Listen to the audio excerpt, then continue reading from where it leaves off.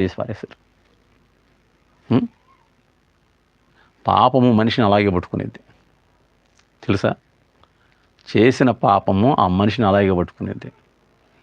అది ఎప్పుడు వదిలిదయ్యా అంటే యేసుక్రీస్తు నా రక్షకుడు. యేసయ్య అంటున్నాడు కదా ఏమని,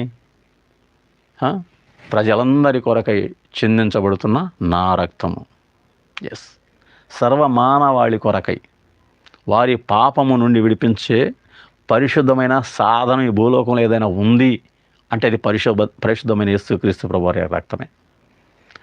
యేసుక్రీస్తు ప్రభువారి రక్తమే నిన్ను నన్ను విడిపించేది, నమ్మిన ప్రతి ఒక్కరిని విడిపించేది.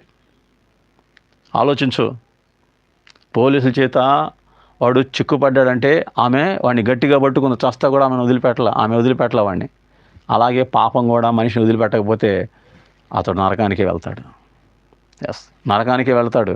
ప్రియ సహోదరుడా, ఇకనైనా సరే మన జీవితాన్ని మార్చుకుంటే అంత మేలు.